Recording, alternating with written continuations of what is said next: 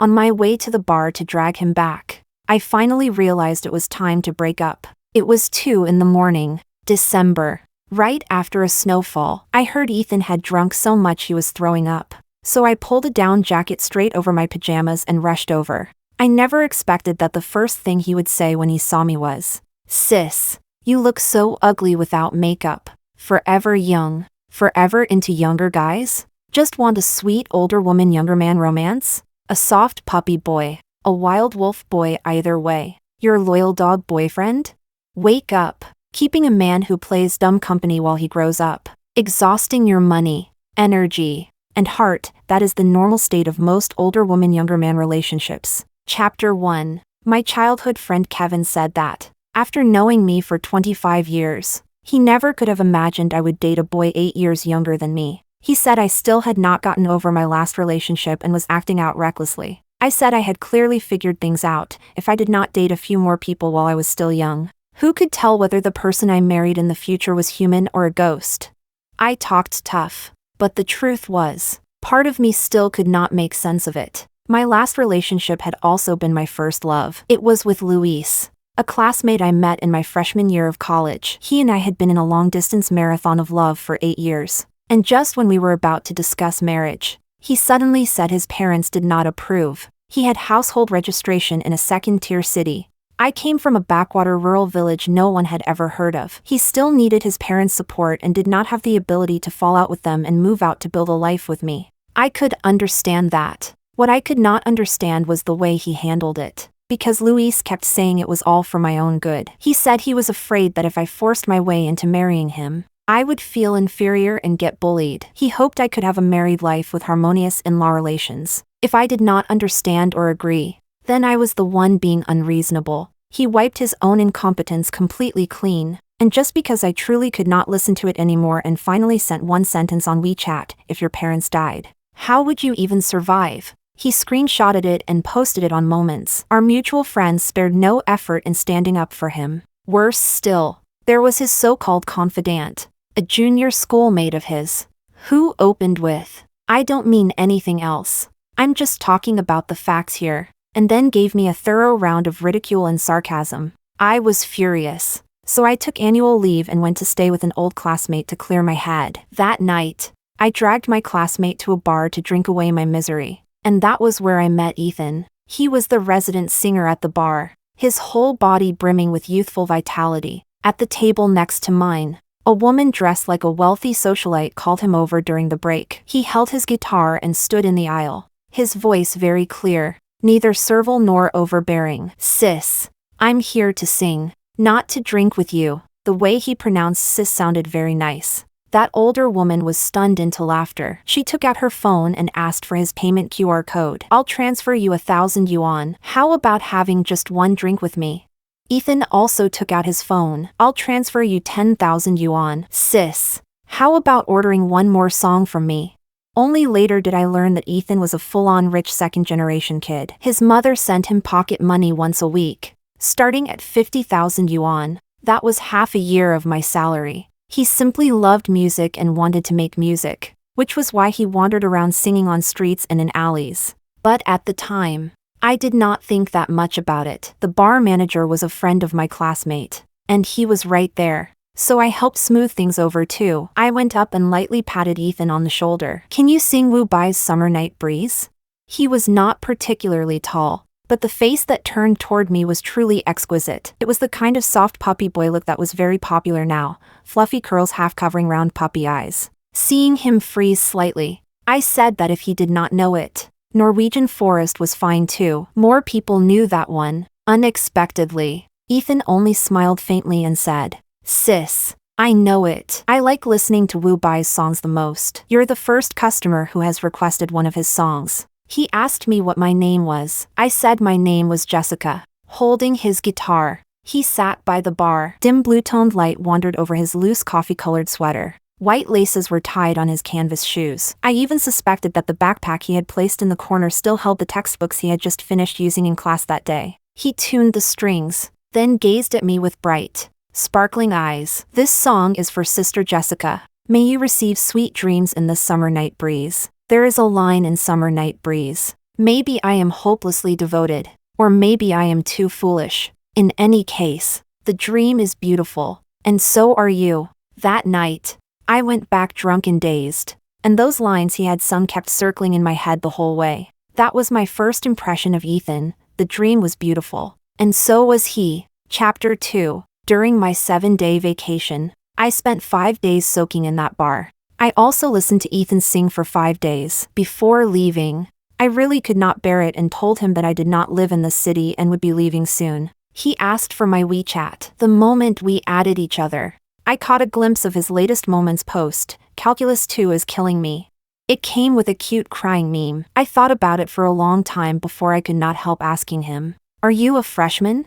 Ethan nodded. He seemed to see what I was thinking and stood up from the chair with his guitar in his arms. The crowd was bustling, and he was very close to me. The smell of smoke and alcohol mixed in the air. Yet on him there was a pleasant, sweet, warm fragrance. He was the only boy I knew who used women's perfume, Byredo's Rose of No Man's Land. But it did not feel feminine at all. Instead, it added a sense of intimacy that made people unable to resist coming closer. Like the round, stuffed belly of a little kitten just sprawled right in front of you, making anyone want to bury their face in that fluffy warmth. "Sis, then when will you come again?" As he spoke, he leaned closer, and his fluffy curls brushed across my forehead. I told him truthfully that I worked in another city and might not come here even once in a year or half a year. He let out a long breath, his Adam's apple bobbing. His disappointment was sincere. "All right, I don't even know if I'll ever meet another customer like you again. Someone who came just to listen to me sing. Sis, it was really nice meeting you. Wait for me. When I make something of my singing, I'll go to your city to find you and sing especially for you. I'll sing Norwegian Forest. Summer Night Breeze." There was probably some alcohol at work too. But at that moment, I truly wanted to kiss him. Ethan's soft lips were opening and closing just inches away from me. His little tongue hid behind his shell-like teeth, appearing and disappearing. I truly could not stay rational, as if I had bullied a child. From the very beginning, I carried a huge sense of guilt, although I did not promise him a time when we would meet again. After that, we usually texted on WeChat and video chatted. He even said he had mentioned me to his mother, and our feelings warmed up very quickly, so I could not hold back. Less than a month after I came back, on one weekend, I took the high-speed train on Friday night and arrived in his city in the early hours of Saturday. When I reached the bar, I was even still holding my ID card in my hand. At that moment, he was tuning his guitar when he heard someone request Wu Bai's Summer Night Breeze. He subconsciously raised his head and looked toward the seat where I used to sit. I sat on the sofa and raised my glass to him. He froze for a long while, then put down his guitar and ran toward me, like a little rabbit, bouncing up and down in front of me. That was the first time he kissed me on his own initiative. After I said that I had come here especially for him, taking a night train just to see him, he ran back onto the stage to sing. This time, what he said was, "This song is for my girlfriend." Back when I pursued Luis, I spent a lot of time and energy. In Luis's words, no girl had ever put so much care into him before. So he was truly moved, and that was why he agreed to be with me. Even when Luis and I first got together, he kept refusing to make our boyfriend-girlfriend relationship public. The reason he gave me was that he treated relationships very seriously, and he wanted to date me first to see whether I was sincere. During that period, I often saw him post those kinds of single and sad literary updates, sighing about how hard it was for a person to meet someone sincere. Then a whole crowd of senior girls, junior girls, and female confidants would comfort him. I was stupid back then. I even thought that the fact he did that proved he was a very serious and sincere person. I would even turn around and comfort him in the comments. "Time will prove everything. You deserve it, and you will definitely have it." Luis would only reply to me with hum, plus a hugging emoji. It was no different from how he replied to anyone else. So Ethan saying it so quickly and openly truly shocked me. His reason was very simple: I kissed sis. So I have to take responsibility for sis. That made me feel even guiltier, because at that time, I really had been seeking emotional comfort from Ethan to ease the hurt of my breakup. Compared with his pure sincerity, my heart was not all that genuine. That night, he settled me into a hotel near his school, then climbed over the wall to return to campus. Early the next morning, he called me to wake me up. Sis, if you don't come down now, the stall selling jianbingguizi is going to leave. It's super good.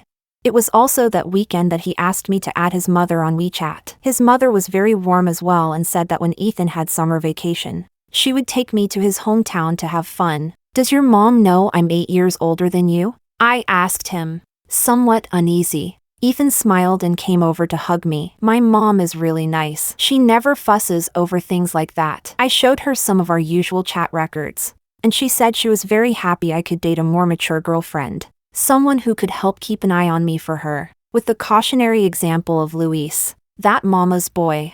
I had originally been very worried that Ethan might be the same, but he was not. His parents were both very open-minded, and he himself had his own ideas too. He was in a band, and he could earn money from it. What I loved watching most was the expression he had when he talked about his dreams. It was like warm sunlight, leaping inside his eyes. I had never met a man like this before. And it was precisely this extreme boyishness in Ethan that kept me fascinated all along. Chapter 3. Although I was busy with work, on any weekend or holiday when I could go see Ethan, I would buy the nearest ticket and go to him, and that led to a problem. The monthly travel and accommodation costs alone came to several thousand yuan, and my financial ability was not enough to let me keep tossing myself around like that. After finally making it to his summer vacation, he said he wanted to come to my city to see me. And I felt too embarrassed to let a college student spend money. Although I knew his family was very rich, I still booked 10 days at a hotel for him in one go. With one swipe, nearly 3,000 yuan was gone. Kevin said I was a cougar robbing the cradle, blinded by desire. I said he did not understand the joy of an older woman-younger man relationship. It cost money, yes, but it was extremely joyful. Of course he did not understand. He himself had dated a junior schoolmate from college all the way to graduate school. But right before they were about to get engaged, they suddenly broke up. He refused to say the reason for the breakup no matter what. All I knew was that after that, I never saw him date anyone again. Kevin had always been talented since childhood. In college, he was even the president of his school's literary society. I said artistic young men really could not suffer emotional wounds, because once they did, they would not heal for years and years. He said my symptoms looked even more severe. Now I even dared to provoke a rich second-generation younger boy. I actually do feel pretty guilty. I don't even like him that much. It feels like I'm deceiving his feelings now. Kevin was moving, and while I helped him pack up the pots, bowls, ladles, and pans in his kitchen, I rarely spoke honestly. Then do you want to date him or not? If you want to, then date him properly. If you don't, end it early. You have no idea how painful it is for the person whose feelings are deceived. Kevin, who had always had a gentle personality, scolded me. I guess that maybe he had been deceived in that relationship. So I felt even guiltier, and the money I spent on Ethan over those few days flowed out like water. After I insisted on paying for 7 days in a row, Ethan got angry. Before leaving the hotel in the morning, he deliberately confiscated my phone and said he would cover that day's expenses. While we were eating hot pot, his mother video called him. He pulled me into the frame with him and said that I had taken very good care of him these days, rushing to pay the bill every time and not letting him spend a single cent. His mother scolded him for being thoughtless, asking how he could let me spend money. Taking the opportunity, she insisted that I must go home with Ethan that weekend,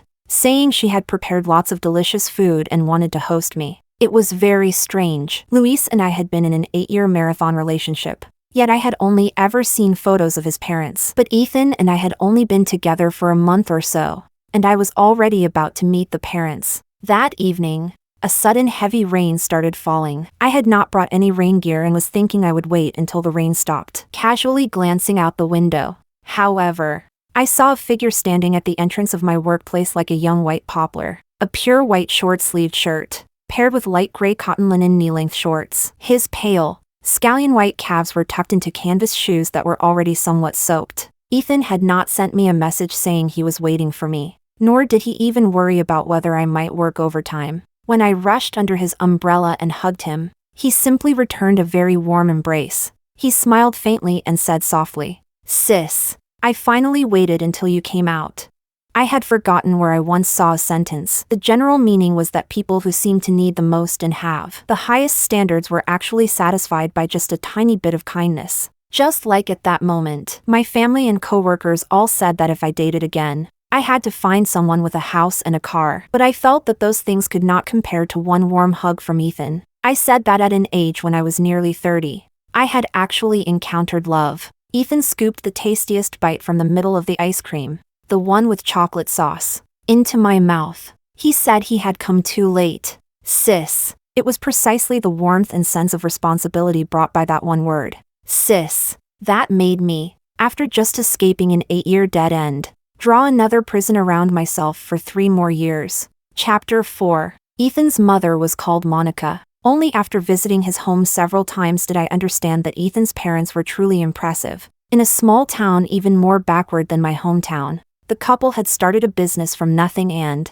through sheer effort, opened factories all across Jiangsu, Zhejiang, and Shanghai. They were genuine first-generation entrepreneurs. But the couple also never forgot where they came from. Most of the time, they lived in the house back in their hometown, taking care of elders and keeping old friends united. So the little worry I had that they might despise the poor and curry favor with the rich disappeared. When Monica heard that I was the only person from our village that year who had been admitted to a Project 985 university, she even praised me, saying I was much more sensible than her son. When she talked about Ethan's studies, she truly had no shortage of worries. Every time this topic came up, Ethan would find another subject and steer the conversation away. It was true that he had delayed his studies because of music. Now he was attending a very ordinary undergraduate university, which always made his father feel unable to hold his head up. Every time his father saw him, he scolded him over this matter. In his family, his father had great authority. What he said was almost final.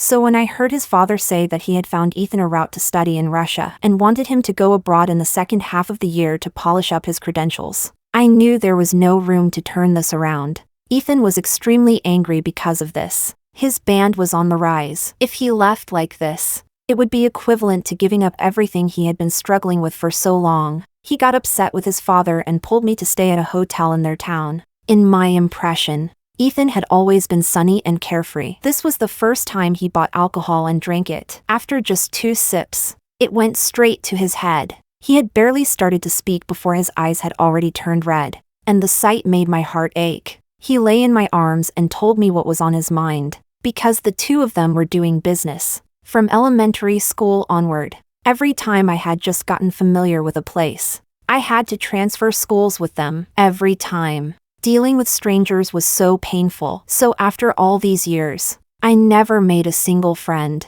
Not to mention that when I was so young, I was always left at home alone. They only gave me money and never cared where I went or what I bought. In 3rd grade, I rode my bike to school and a car scraped my leg. I sprained it for a whole month, and they didn't even notice. In middle school, there was a very young music teacher who could play the guitar. During breaks, he would play and sing Lubai's songs for us, and I thought it was especially interesting, especially wonderful. From that time on, he became obsessed with playing instruments and forming bands. He taught himself a lot of music theory and singing techniques. He played with real skill, and he had finally found something that made him happy. At that time, I carried my guitar and moved with my parents. I sat in the passenger seat of the truck, and it felt just like wandering. I can't really say whether it was good or bad, but I will always remember that on the highway, when the driver asked me to play something to relieve the boredom, my dad listened for a while and then suddenly snatched my guitar and smashed it.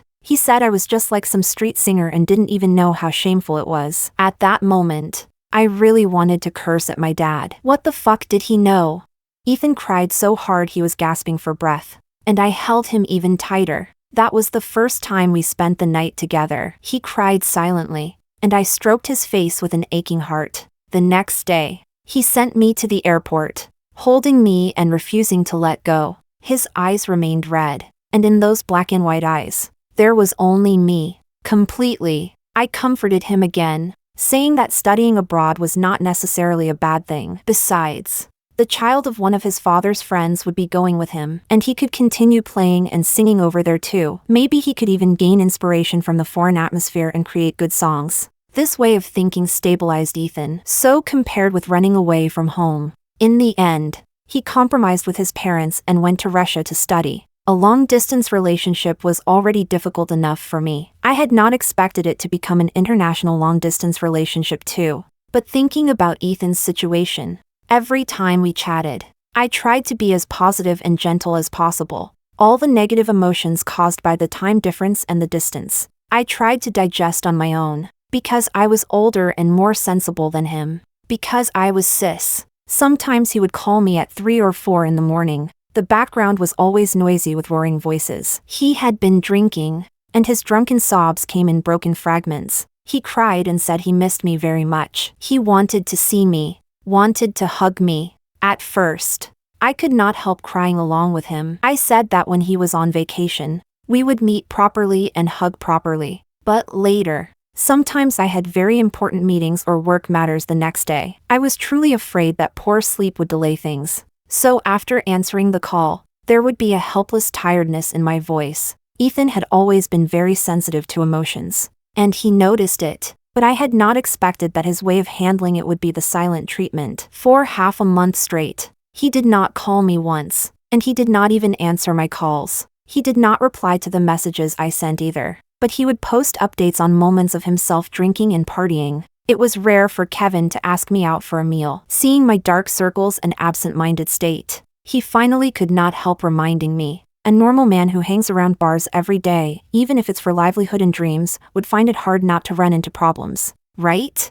I lifted my heavy eyelids and glared at Kevin. I said Ethan was different. He really was different. Chapter 5. In fact, regarding Ethan's silent treatment, I was not very angry. I thought it was very childish, very amusing. It was something someone Ethan's age would do, because it made sense. I did not pay too much attention to it. Those days, thinking myself clever, I contacted Monica frequently, trying between the lines to have her help reveal to Ethan that I cared about him very much. Monica was very kind and also very good at handling things. Before long, Ethan called me. He said he had heard from his mother that I had been very anxious these days because I could not reach him. There was worry and guilt in Ethan's tone. Sis, did I affect your work?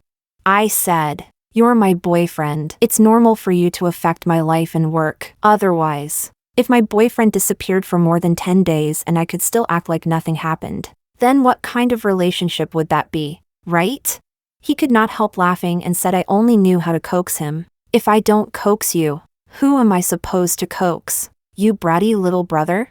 He acted spoiled with me. That was the sign that we had made up. Or rather, that became the sign of our frequent conflicts afterward, followed by making up again, and I always believed that it was normal. Until later, because of one small matter, he and I fought bitterly for an entire night. I said the environment abroad was chaotic and told him to go to bars less often. He said I did not understand him and had become someone like his parents. The kind of person who only wanted him to live step by step according to the rules. Ethan, don't be so willful. When you liked me, you said I had my own opinions and personality. When you don't like me, you say I'm willful. Is that it? Sis, if you wanted stability, why did you come and provoke me in the first place? Didn't you know what I wanted to do from the beginning? I'm 29. Ethan.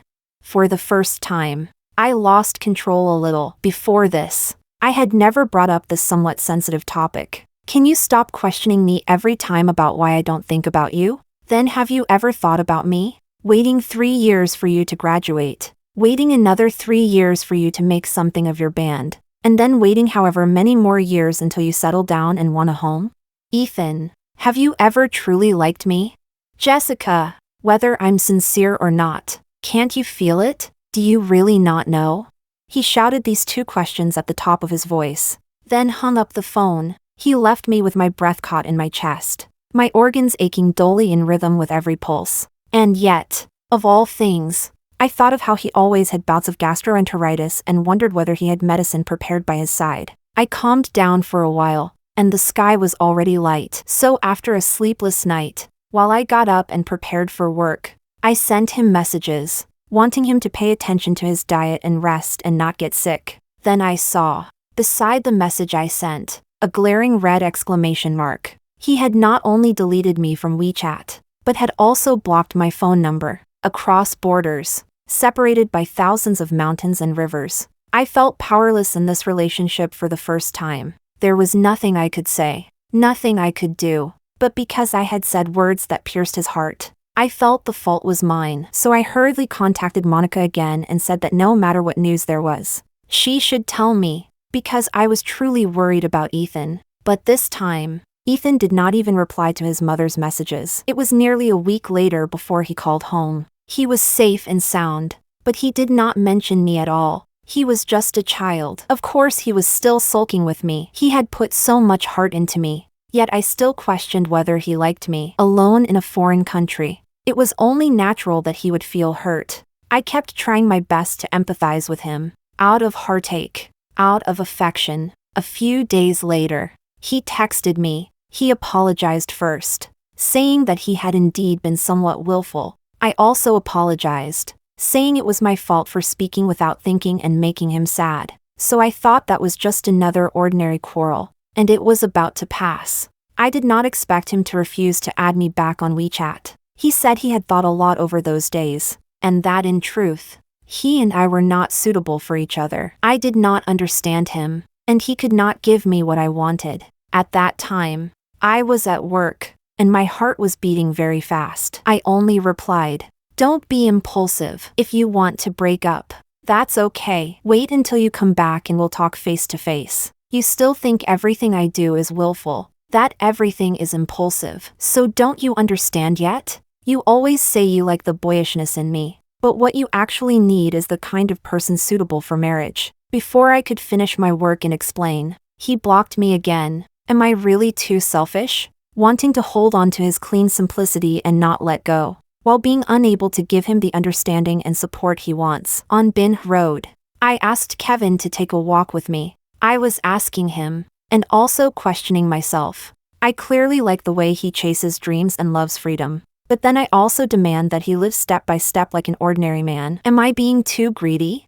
Kevin thought for a long time and only said that he could not figure it out. I said he was just too honest a person, never saying anything insincere and not knowing how to comfort people either. I'm also very stubborn about principles and never compromise. I did not know what Kevin had remembered. I only knew that at our age, whenever people talked about feelings, it was easy to fall silent. In the end, Kevin did not give any constructive advice either, but he agreed with what I said. Important things should at least be made clear in person. And he told me to be more clear-headed, be persistent about what was worth persisting in, and cut losses in time when something was not worth it. Ethan is just a child. What can he do to me? I've eaten 8 more years worth of rice than he has. It's already good enough that I don't bully him. I said this with full confidence, but when I looked up and saw that round moon, I still could not help worrying. That child who only knew how to play guitar, write songs, and sing, I could not help worrying whether,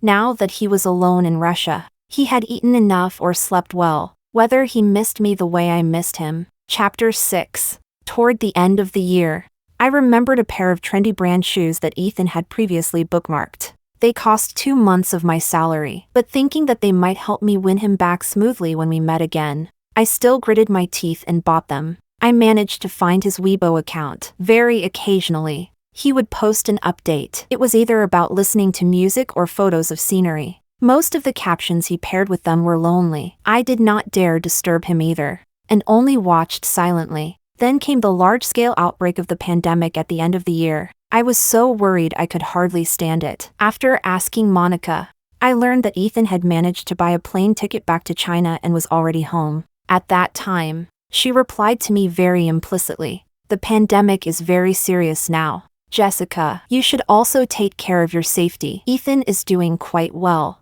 and he also hopes you live well." I was too anxious and did not think carefully. I assumed Ethan was giving me a way out, so I used another phone number and called him. When that familiar voice came through the receiver, only then did I realize how much I missed him. I cleared my throat lightly. He called me tentatively. "Sis?" I answered hoarsely. My thoughts turned several times, and in the end, I only said, "It's good that you're home." I did not expect him to cry right then. He called sis several times in a row, then said he missed me very much. We added each other back on WeChat. He had not updated moments much. The most conspicuous thing was merely that he had changed the background that had previously been set to a photo of the two of us. We began chatting on and off, although it felt much stranger than before. I thought that being able to start again was already a good thing. Because of the pandemic, I spent that New Year in the apartment I rented. I could not go home. So on New Year's Eve, I video called my parents, my grandparents, my parents, my younger brother, and my younger sister sat around a large table. I hugged my quilt and curled up in the room where the power had gone out, my eyes sore and swollen. They asked if I was doing well. I said I was doing fine. They asked if I had stocked up on food. Looking at the 2 boxes of instant noodles beside the fridge, I said I had. They asked if there was anyone taking care of me, and whether Kevin was nearby. I said he had indeed also failed to go back because of the pandemic, but we were not in the same residential compound and could not visit each other. Besides, Kevin and I were truly just friends. We had never dated before, and we would not date in the future either. My mother understood me best. She suddenly asked, "Are you still in contact with that young boy you met before?" I answered dully. My mother had always had a fiery temper and immediately scolded me head-on for having no brain. My father tried to stop her, saying not to interfere so much in young people's affairs. My mother's single sentence stabbed straight into the sorest part of me. After the new year, "You'll be 30. He's a rich second-generation kid. And what was it again? Someone who does music. Can you afford to play this game?" "I'm not playing." In the end, the conversation ended hastily in my tearful voice, filled with grievance. I made a WeChat video call to Ethan. After ringing a few times, it was hung up. My emotions collapsed a little, and I sent him a long string of messages. After a long while, he simply replied with a few words, "Eating. Talk later." The messages I sent had a green background. The messages he sent had a white background. Looking at the large expanses of green above, mixed with just a few lines of white, I gradually calmed down. Only then did I feel somewhat regretful. He definitely would not like seeing me lose control like that earlier. But I still could not fall asleep. I waited all the way until 2 in the morning, and finally his message came. I asked him if we could call. He said his parents had gone to sleep, and their bedroom doors faced each other, so it was inconvenient. I said then we could just type. But after only exchanging a few polite greetings, he disappeared again. I stared at the screen and waited another half an hour. At 3 in the morning, the entire city had fallen silent. I wrote and deleted and wrote, and in the end, I only sent good night, then could only go to sleep.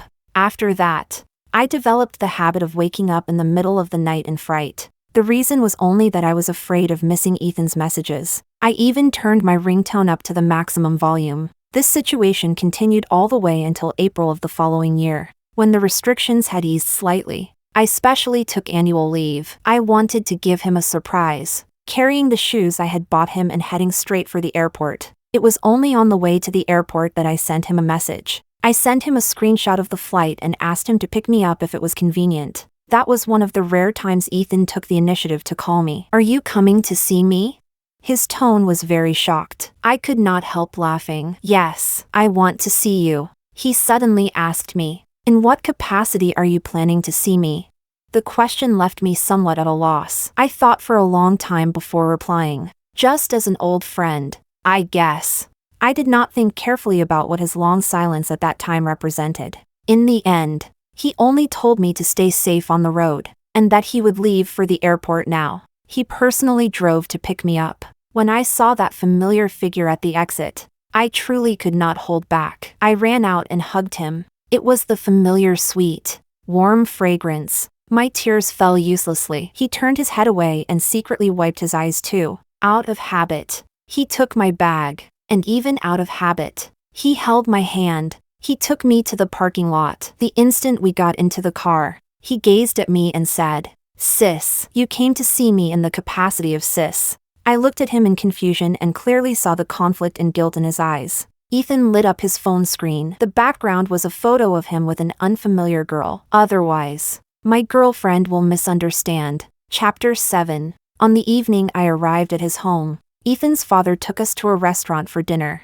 Only after entering the private room did I realize there were quite a few people there, even several of Ethan's father's business partners. Monica sat beside me and followed Ethan's father's introduction of me. "This is Ethan's girlfriend." Ethan and I looked at each other, but he had always been afraid of his father and did not refute it. He opened QQ and sent a message to someone with a couple profile picture. I suddenly found it utterly absurd. I asked him what he had sent. He did not hide it from me and opened the chat interface. He was lying to his new girlfriend. "Baby, I'm out having dinner with my family, and there are also some of my dad's friends." After a few casual conversations during the meal, I learned that this new girlfriend of his was the daughter of his father's friend, the one who had gone to Russia to study with him at that time. Ethan used to say he liked older woman-younger man relationships, but this girl was even 1 year younger than him. She could play the drums. When I advised him that bars abroad were chaotic and told him not to go, she accompanied him in burning through their youth amid alcohol,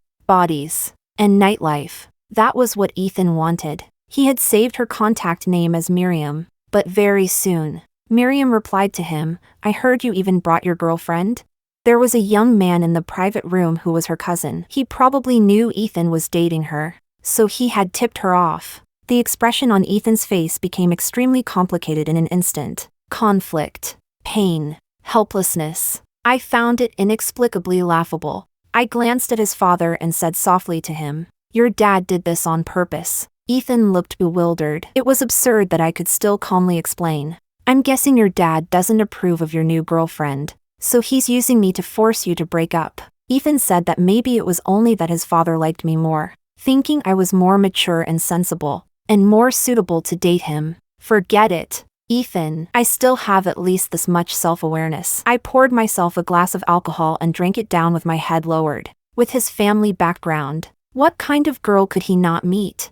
No matter how much his parents liked me, at most, I was only one option among many. I suddenly remembered the question my mother had asked me during New Year. I really was not playing. I could not afford to play, and I could not win either. It was only at that moment that I truly began to retreat. Maybe Ethan could give me what I wanted, but I could not fully satisfy what Ethan wanted, and I could not afford to waste any more time. So that night, I packed up the luggage I had already spread out in the guest room of his home. I gave that pair of shoes to Ethan and said goodbye to his parents. I said it was time for me to leave, and I hoped everyone would be well in the future. Then I made do for one night at the hotel Ethan had previously booked for me. Ethan drove me into town, and the car stayed parked beneath the hotel for a long time. I drew the curtains very tightly. I needed to leave before my emotions collapsed. So the next day, I took the earliest flight back. Kevin, was I really especially stupid before?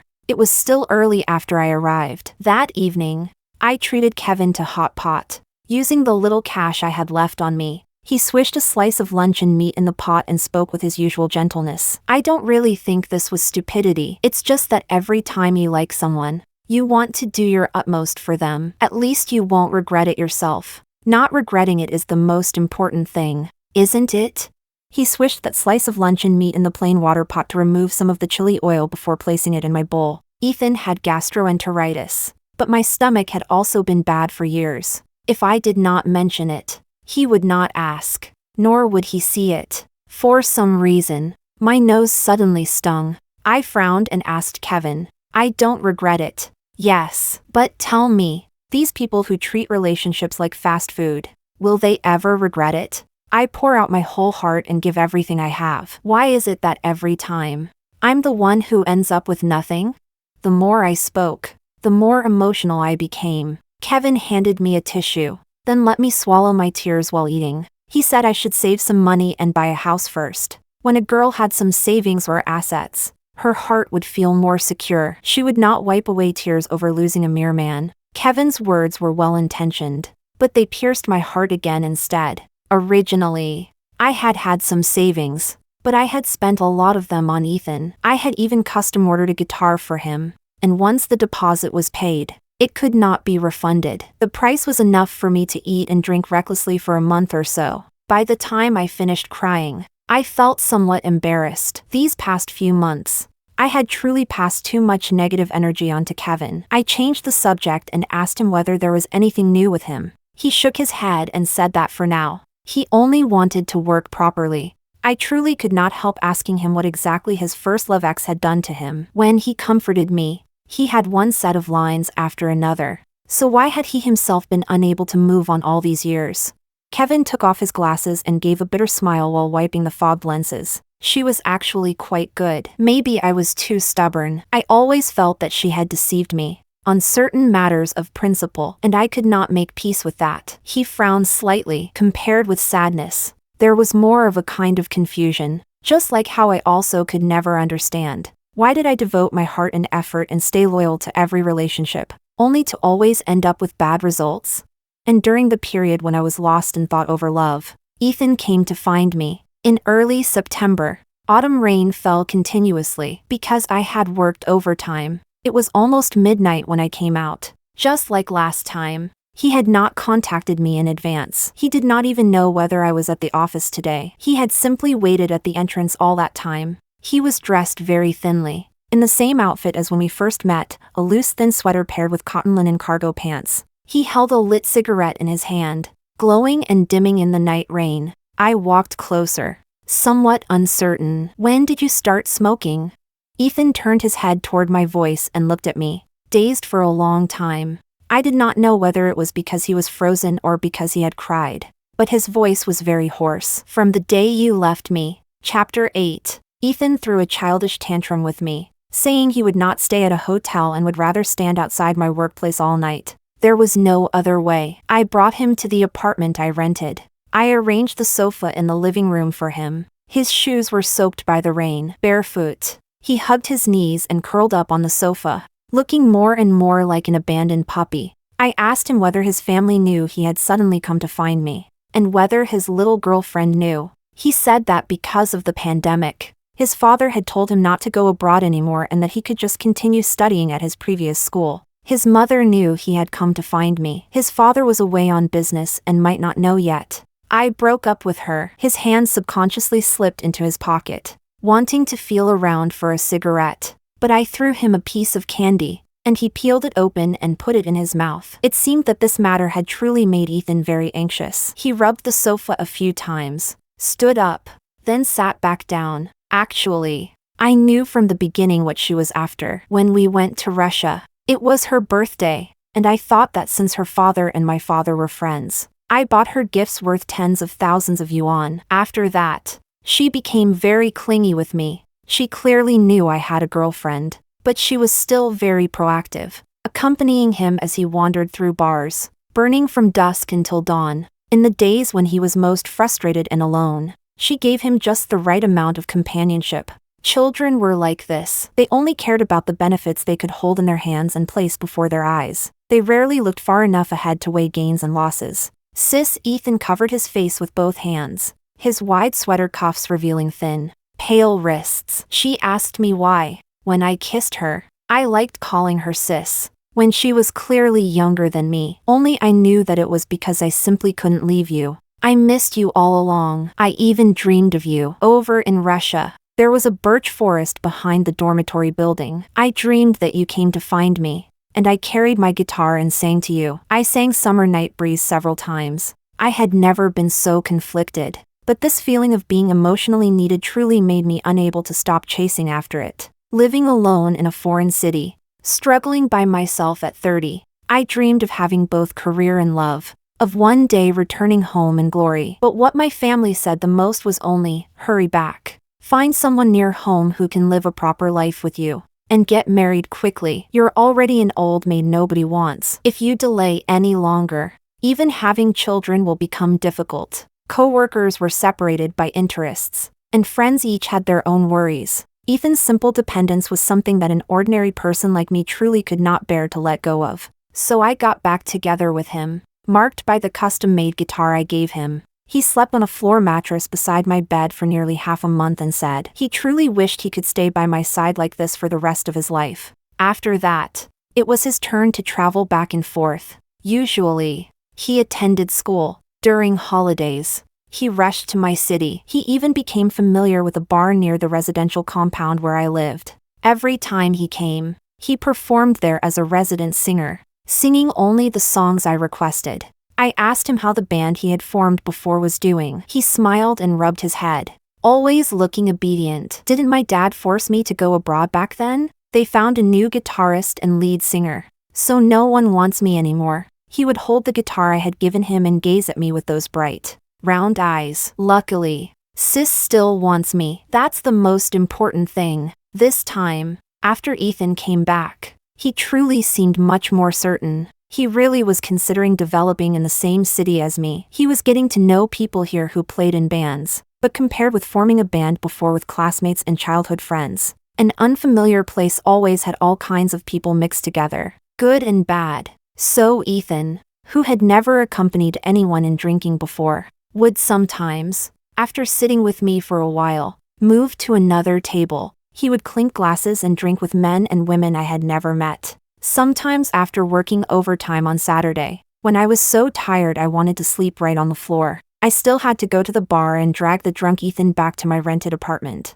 I said his gastroenteritis was getting worse and worse, and he really could not keep drinking like this. He clutched his stomach and collapsed into my arms, no expression on his pale side profile. For sis, it's all worth it. I could not help feeling guilty, and I asked him what virtue or ability I had to deserve that. He thought for a long while. He said it was a sense of stability and belonging. Wherever I was felt like home. After that, I found it even harder to bring up things like drinking less, going to bars less often, or putting more thought into his studies. Deep down, I vaguely felt there was a problem, but I always thought that as long as sincerity was exchanged for sincerity, the result would not be bad. Then he did not earn enough credits for his sophomore year, and afterward, he would have to extend his studies and retake some required courses. Because of this, I was a little sulky, but what truly ignited me was Ethan's completely indifferent attitude. He said that doing music did not require academic qualifications anyway, and that playing guitar well was more important than studying advanced mathematics well. In this regard, you really aren't as good as Miriam. She thinks that as long as a person can accomplish one thing, that's enough. Besides, what I'm doing is something I like. He held my cup, brewed the coffee I had bought, and pointed out the flaws in my life. Sis, I think you will never understand this. Even if you graduated from a Project 985 university, don't you still lack the ability to do what you like? I was in the wrong and had no way to argue. So the question I had originally wanted to ask him on this topic, when he planned to marry me, was swallowed back into my stomach just like that. Chapter 9. After Kevin listened to what had happened between Ethan and me, he said I could no longer control it. He said that when I had said back then that only I could play Ethan, it was clearly no longer the case. I kept my head lowered the whole time and neither agreed nor disagreed. Ethan did not like me interacting with Kevin, so I only dared to rush to the company where Kevin worked during lunch break and have a cup of tea with him. That year, I was 31. Because of Ethan, things between my family and me had become very tense. I would only occasionally exchange a few words with my younger brother and sister, who were still in school, and send them some living expenses. When I was feeling more and more panicked about the current situation, Ethan's father, who had never contacted me on his own before, called me. He said he hoped I could persuade Ethan to go home for a visit. They had not seen him in a long time. After all, Ethan had even spent New Year's Eve that year at my place. I persuaded Ethan to go home. He curled up on the sofa playing games and did not respond for a long time. I repeated it a few more times. He suddenly exited the game interface, and I could see that he clearly had not finished that round. He stood up, did not look at me, and took his backpack to pack things. For a moment, I was at a loss and could only help him pack. I asked one more question, whether he wanted to bring his stomach medicine. He yanked the zipper of the backpack shut hard. Sis, you're my girlfriend, not my mom. Seeing me freeze, he stepped forward and hugged me gently. He smiled and said that in that case, I should quickly help him check flight tickets. He really did miss his mother a little. I did not expect that after he left that time, nearly half a year would pass before we met again, all the way until his summer vacation. It was because his father found out he would have to delay graduation and became furious. Apart from tuition and a small amount for living expenses, he refused to give him a single cent more, and Ethan had never saved money. If he wanted to come see me, he could only earn the money himself. The income from his residence singing seemed very good to me, but he had always been used to spending lavishly. It was not until summer vacation that he barely managed to save up enough for travel expenses. Even the accommodation costs were paid by me. Ethan pulled his suitcase into my room, and the first thing he did was blame his father. He said that when I get married in the future, he won't pay a single cent and that I'll have to figure out how to live on my own. Even now, he still thinks I'm just some street singer, shameless and useless. What I did not dare say plainly was that, little by little, I had also started to feel that way. From the confidence I had been so full of at the beginning, I gradually began to doubt. I doubted whether I had only been after that sense of novelty from the start. I doubted whether I had the ability to live the kind of life Ethan wanted. But he always smiled and ran toward me, waiting outside my workplace for me to get off work. He said he was not afraid of hardship or obstacles, as long as he could play guitar and sing "Woo-bye," as long as he could curl up in my arms when he was tired. He felt he could keep going. He said I was truly mature and reliable. When wind and rain came, I could always become his shelter. Sis, sometimes I really envy you. You control your emotions so well. You hardly ever seem anxious or troubled. He held my arm and watched dramas with me after work at night. But I knew he had already changed his shoes and was about to go to the bar. I felt that I could cry in front of Kevin and speak of my own helplessness. Yet I could not tell Ethan about my worries even once. Most likely, it was mainly because I had gotten used to it. From the very beginning, I had been used to being sis. In front of him, I established an image of being mature, steady, brave, and strong. I also knew very well that this was the reason he could not leave me, so I would not and did not dare lose control. I was afraid that after investing so much, one day everything would suddenly be for nothing. 31 years old, with no backing and no family background, guarding a fairly stable job whose future could be seen at a glance. Not destitute, but even with my best efforts, only enough to support a household. I did not have much courage or energy to start over in life, love, or work. Being able to guard everything I currently had without losing it was already the limit of what I was capable of. So compared with not being able to afford to play, I was even more unable to afford losing. I know it's a vicious cycle, but I can't jump out of it anymore. Late at night, I leaned against the balcony railing, looking at the scattered lights of the city, and sent this message to Kevin. It was already the end of the year. My birthday was in January. In a little more than 20 days, I would be 32. Kevin said it sounded very powerless. It seemed that if I married Ethan, I would regret it. If I did not marry Ethan, I would also regret it. It was 2 in the morning. Suddenly, I no longer dared to be like I had been in college, chatting with him about life and dreams until dawn. I knew he had his work too, and his own worries that he could not resolve. So I joked with him, asking whether artistic young men always spoke so philosophically. He sent a smiling emoji, with the subtext that he did not want to discuss it anymore.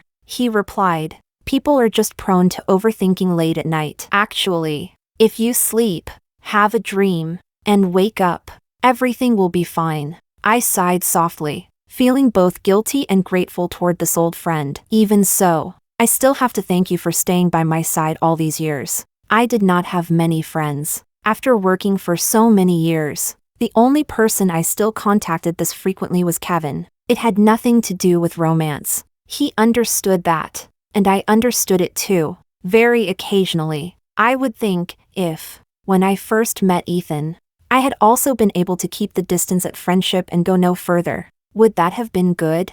When we were happy, we could chat about the music he loved. I could occasionally rush to his city to support him, listening to him sing "Woo-bye's Summer Night Breeze." At least then one wrong step would not have led to every step being wrong. Chapter 10. When Ethan messaged me saying he was about to board, I was at work. A document had been revised over and over again countless times, and my head hurt terribly. Seeing his message, deep down, I became a little more irritated.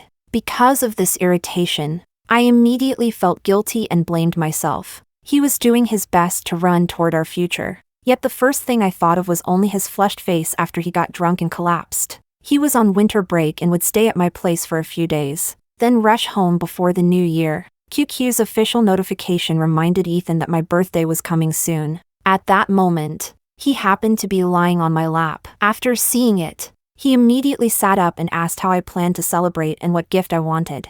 I had seen it too and felt slightly embarrassed. I could only wave my hand. I don't really do these childish activities. It's too much trouble. Forget it. Forget it. I went to wash fruit. When I came back, I found him holding my phone. He knew my unlock pattern. The screen was lit, and he was scrolling through it. Suddenly, he asked me, "Sis, what does vicious cycle mean?"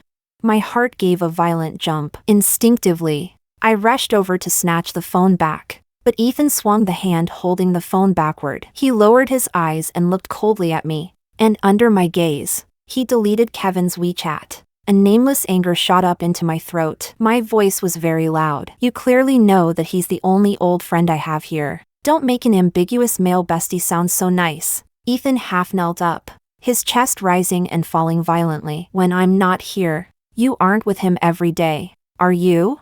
"I'm not like you." I was furious and dug up the old matter that he and I had both avoided mentioning. "Don't treat me like I'm the same as you. Just because you're lonely, because you're empty, even though you have a partner, you still get intimate with someone else. I find it disgusting." That night, he slammed the door and left. He probably stayed with that group of shady friends. For a week, he did not come back. It was during this period that I received a QQ friend request from a stranger. The note was very concise and clear. "Hello, I'm Ethan's ex-girlfriend, Rita." She had found me through Ethan's QQ space and had come to assert her claim. The chat history between Rita and me could be described as childish and ridiculous. Her way of speaking was exactly like the elementary school online romance style that had once been very popular. Within a few lines, she said, "When Ethan and I broke up, I promised him that as long as he said he missed me, I would return to his side." Before I could ask, she sent me a QQ chat screenshot. It was a sentence Ethan had sent her at a little past 4 that morning. "Baby, I miss you. I really want to hug you." It came with the cute emoji pack Ethan often sent me. Looking at it, I felt both furious and disgusted. This matter was already absurd enough at this point.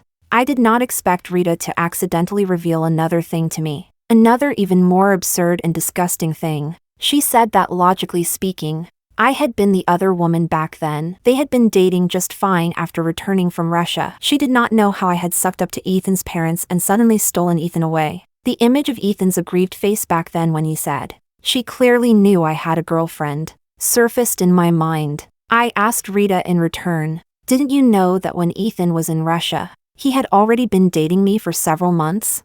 Sure enough, the little girl sent a.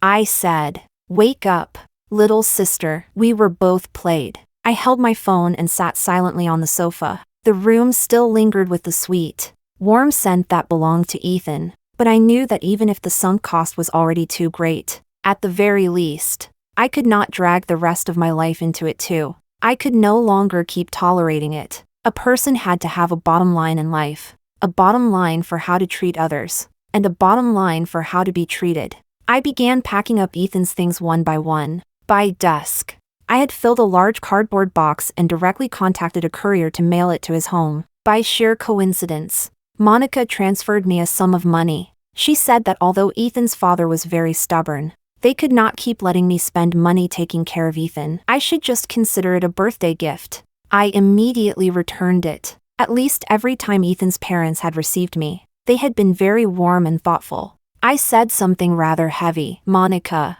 to be honest, one reason I was able to go this far with Ethan was that, to a certain extent, I felt you were both very good people. You and Uncle are both impressive. But I never expected Ethan to be so different. He and I have officially broken up." I added Kevin back, although several days had already passed. Adults were very sensitive and tacit about certain things. He did not ask further, nor did he blame me. He accepted the lie I made up. I accidentally pressed the wrong thing, and said, "It's fine. I've been very busy these past few days anyway. My dad's old heart problem acted up again, so I didn't notice." He said he was stealing a little leisure from his busy schedule and had just read a poem that he thought was quite good. Just like when we were in school before, whenever he found good writing, he would share it with me to read. It was Jing Choyu's Farewell, and its contents rang like a bell in the ears. "This time I leave you, it is wind. It is rain. It is night." You smiled, and I waved my hand. A lonely road then stretched out toward both ends. You said, "You are truly foolish. So much like that child flying a kite. You should never have tied it and then released it. The kite is gone, leaving a thread of broken error. The book was too thick. You should never have opened its title page. The beach was too long. You should never have walked out footprints upon it." I replied to Kevin with only 2 words, "Don't worry. Don't worry. I would no longer deceive myself." Chapter 11. That night passed, and close to 2 in the morning, I received a call from Ethan. It was his friend calling for him, saying that Ethan had drunk until he vomited and was crying that his stomach hurt. Seeing that my contact name was Sis, he thought I was family and asked me to come pick Ethan up. I pulled a coat directly over my pajamas, and by the time I reached the bar, my feet were covered in mud. It had just snowed. After a brief stretch of whiteness, filth was everywhere. There was a man with a cigarette in his mouth and tattoos all over his neck who kept saying, "We all told him to drink less. Drink less." But he wouldn't listen. I found him unbearably noisy. I glared at him and said, "Then why didn't you stop dragging him out to drink in the first place? Can you not sing if you don't drink? If something really happens to Ethan from drinking, which one of you can take responsibility? Which one of you will pay the medical bills?"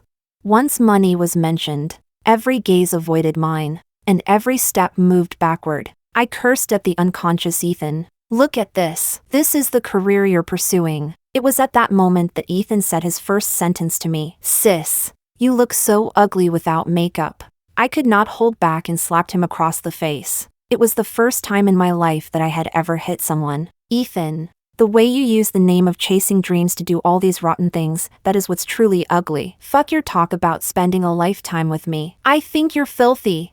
I threw Ethan into a taxi and booked him a nearby hotel. He sobered up a little and cried while grabbing my arm. He begged me not to leave. I immediately video called his father. His father was jolted awake in the middle of the night, looking completely confused. I said, "Sorry to disturb you, Uncle. I booked this kid a flight after daybreak. If he hasn't gone home by then, please send someone to my place to pick him up." When Ethan saw his father's face, he was instinctively afraid and instantly stopped throwing a fit. His father glared at him for a long while. After his father said, "Hurry up and get back here," Ethan nodded quickly and submissively, like a domesticated dog. I suddenly felt that Ethan might be a new breed of scumbag, a daddy's boy, and the kind who clearly relied on his father to arrange everything for him, yet put down his bowl and cursed his father after eating. "Ethan, this time I'm the one deleting and blocking you. I'm not like you. I won't keep stringing someone along again and again. I'm not that deranged." Right in front of him,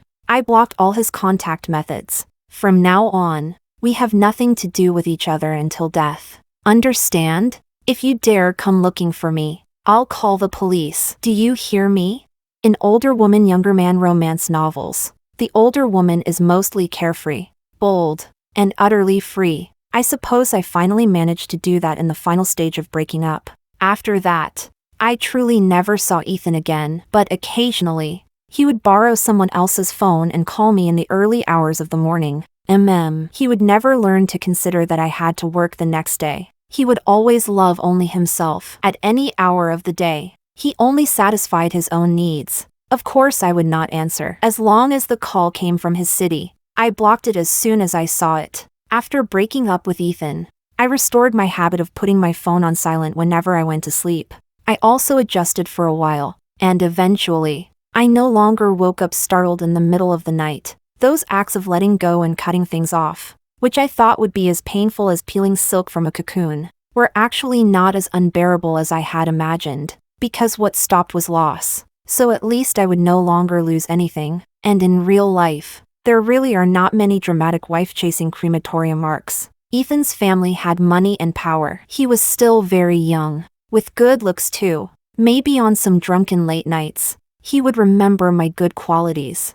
But at most, it would stop there. He had a Maserati, but he would not drive his Maserati to chase after the high-speed train I was sitting on. That was reality. And these scumbags who go back and forth repeatedly are not prodigal sons returning home. It is nothing more than them not having exploited enough from you emotionally or physically yet. Or at most, they have played enough and want to go through the motions of getting married. I told Kevin all these things I had figured out. And he said I had really become much more sensible. I said I was 32. To reach this point was already embarrassing enough. He asked whether I felt anxious being single at this moment. I said I would not feel anxious even if I stayed single forever. What truly makes people anxious is meeting the wrong person and being filled with ignorant fantasies about love. On the day Kevin rushed back to his hometown to take care of his father's surgery, I transferred 80,000 yuan to him. I told him not to nag. After all, when I bought a house in the future, I would definitely have to borrow money from him.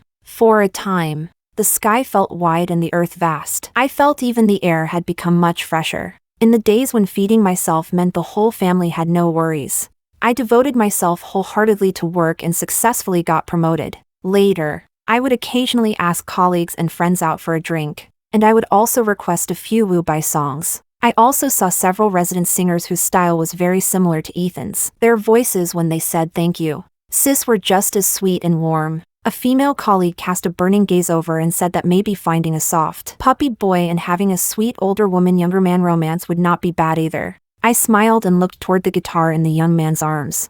I remembered that back then, I had kept all the things I had bought for Ethan, even if I sold them second-hand to recover a little money. I was unwilling to let Ethan take advantage of me for nothing. I said to my female colleague, there's nothing wrong with an older woman-younger man relationship itself, but in the end, it's still just men and women dating. Never think that just because you're the older woman, you have to tolerate and give in to everything. There will always be some younger men who know the routine too well, pretending to be dumb and clueless, making you exhaust your energy and money without ever being able to accompany them into maturity. Love yourself first, then love others. I clinked glasses with my colleague and swallowed that absurd past along with the drink. Do not be afraid of learning a lesson the hard way. What matters is gaining wisdom from it.